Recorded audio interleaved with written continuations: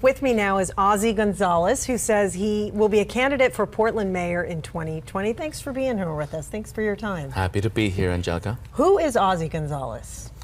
Ozzie González is a man that is a classic American story, first-generation immigrant, and I have lived in the Pacific Northwest for 16 years. I'm an ecologist, an architect, an artist, and an entrepreneur.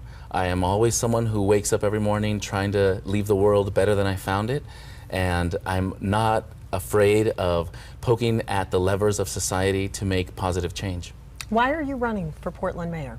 Glad you asked. I'm running because our city is aching. We need to turn around the course that we've been on. We see congestion growing. We see trash in our city for the first time. We see the affordability issues only getting worse. We're seeing displacement of folks that have lived in our city for a long time, moving to the outskirts of the city. And we're seeing the character and the nature of everything that has made our city world famous vanishing before our eyes. I care about this place too much, and I've spent a career around helping solve big, complicated problems. I can't sit by the sidelines and watch our city going in the wrong direction and not do anything about it. If you are elected, what will be the most important part of your job as mayor? Well, in traditional times, I would say setting the budget and assigning bureaus. That's the blocking and tackling of today's job.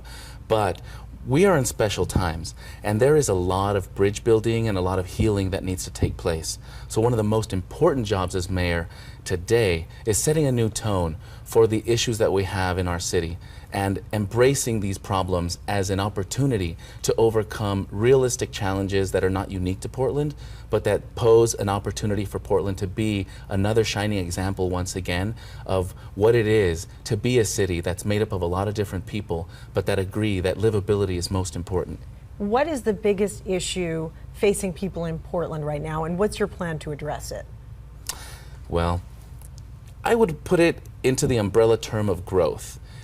I could say homelessness, affordability, congestion, as all are major issues that we all feel. No matter what our political stripes are, we are all here having to go through the same school systems, the same roads to function every day.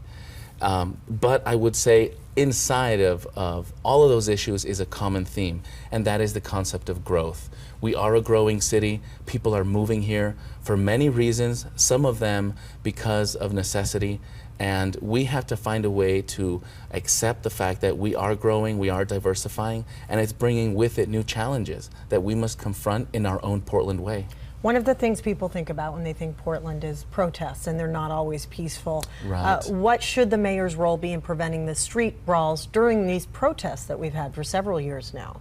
I'm so glad you asked, Angelica, because by and large, we as a nation have to learn how to do democracy better.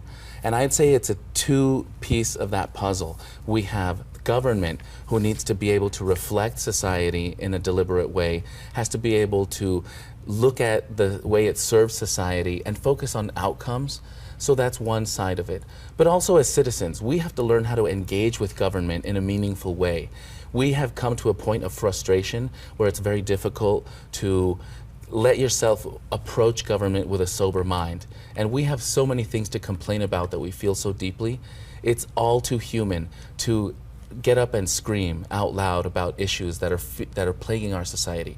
But we have to learn as citizens how to not only point out these issues and shine a light on true problems, but how to turn that around into talking about solutions. So we, by and large, need to get better at democracy, and I think the protests we see today are a clear example of just how far we've gone off course in engaging in a meaningful democracy. One of those issues people scream about is homelessness. What would you do as mayor to help the people who are houseless that's not being done right now?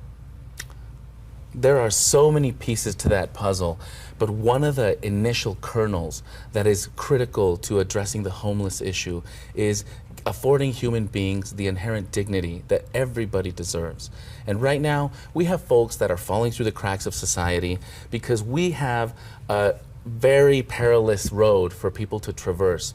When you can have a stroke, lose a job, and then not be able to pay rent, it's too easy to fall through the grates of society. When mental issues that are plaguing our society make it unlikely for you to keep a job and maintain the livability, that's an easy pitfall for people to fall through. Go ahead. And when we don't have opportunities for people that have fallen through the grates of society to come back out, even when they want to, that's a major challenge. For those that have become homeless, surviving means you are more likely to become a criminal because of survival than you are to become eligible for some of the social support services that exist today. And that needs to be fixed. How would you work with Portland Police, the Bureau, to make stronger connections and trust within the communities they serve? Well, there's a lot of pieces to that. The first and foremost is making sure that we have the back of our police officers that are out there trying to build safety and to serve the public. And that begins with the relationship with the chief. Chief Outlaw is doing some great things within the agency. She's working hard to build systemic change. And I think the mayor of Portland needs to have her back when she sticks her neck out to do important work. We also have to restore the relationship between community and police.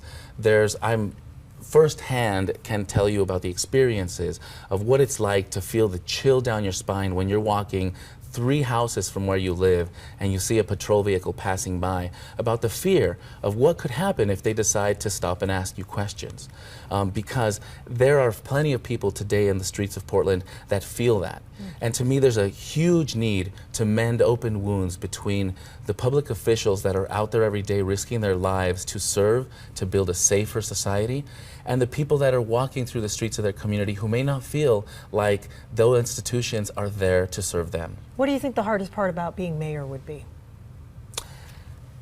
Well, it's going to be course correcting a major shift in how the city is set up today to govern. We have to really adapt to transitioning to being a government for a city. We have to look at the governance structure, we have to look at the bureau structure, and we have to look at how the agency is set up in the form of staff that serves the public in the languages that they speak and with the lived experience that they have, so that we can be better at serving the public. To course correct a ship that big means you have to have a way to clarify a vision for what it's going to look like at the tail end, and to walk the community and all of its pieces across that bridge with you. Ozzie González, it's a big job. Thanks for your time. Of Thanks course. for coming in and chatting with us. I'm happy to be here, Angelica. Nice to Thank meet you. 3 people, 3 visions for Portland's future. We talked to some of those who say they're running for mayor.